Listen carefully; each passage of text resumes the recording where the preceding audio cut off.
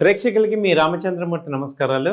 ఇవాళ మనం gold and silver ఎలా ఉన్నాయి, రేట్లు ఏంటి అనేది చూద్దాం.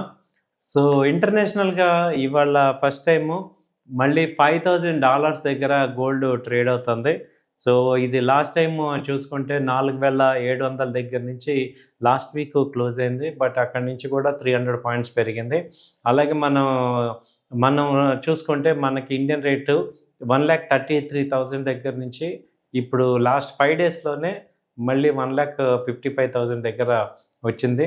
సో ఇదేంటంటే మామూలుగా ఇంటర్నేషనల్గా కూడా మళ్ళీ అన్సర్టనిటీ రావటం, అలాగే ఈ ఎపిస్టన్ ఫైల్స్ రిలీజ్ అవ్వటం వల్ల మళ్ళీ వరల్డ్ మొత్తం మళ్ళీ అన్సర్టనిటీ స్టేజ్కి వెళ్ళటం వల్ల ఈ గోల్డ్ మళ్ళీ 5,000 దగ్గరికి వచ్చింది. అలాగే సిల్వర్ తీసుకుంటే సిల్వర్ కూడా అంతకుముందు 4,22,000 దగ్గర నుంచి లో లెవెల్ వచ్చి 2,30,000 దగ్గరకు వచ్చింది మొన్న 2వ తారీఖు. మళ్ళీ ఆ తర్వాత ఈవెన్ 6వ తారీఖు కూడా 2,40,000 దగ్గరకు వచ్చి సపోర్ట్ తీసుకుని ఇప్పుడు 2,70,000 దాకా వెళ్ళింది. ఇప్పుడు ప్రజెంట్ 2,60,000 దగ్గర ట్రేడ్ అవుతుంది.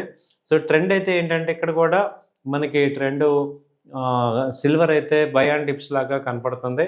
సో ట్రెండ్ అయితే ఇంటర్నేషనల్గా చూసుకుంటే సిల్వర్ కూడా $78-79 దగ్గర ఉంది. సో గోల్డ్ కానీ సిల్వర్ కానీ ఇప్పుడు ప్రజెంట్ అయితే ఇక్కడ రిట్రేస్మెంట్ కనపడుతున్నాయి.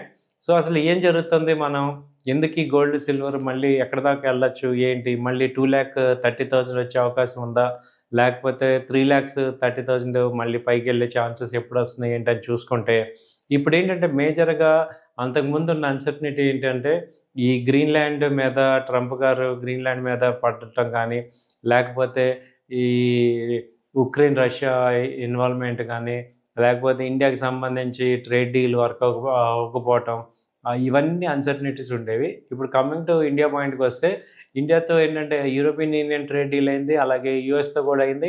దాదాపు 18% తగ్గింది. కాబట్టి ఇది ఒక మంచి పాజిటివ్ న్యూస్ కింద మనం తీసుకోవచ్చు. కాబట్టి అన్సర్టనిటీస్ అన్నీ కూడా కొంచెం తగ్గుతున్నాయి. అలానే దాని ఇంపాక్ట్ ఇంకా ఎఫ్ఐఎస్, డిఐఎస్ ఇంకా రాలేదు మార్కెట్లోకి. అలాగే ఇప్పుడు ఈ ఈక్విటీ మార్కెట్ చూసుకుంటే లాస్ట్ 3 డేస్ నుంచి కూడా మంచి ర్యాలీ వస్తుంది.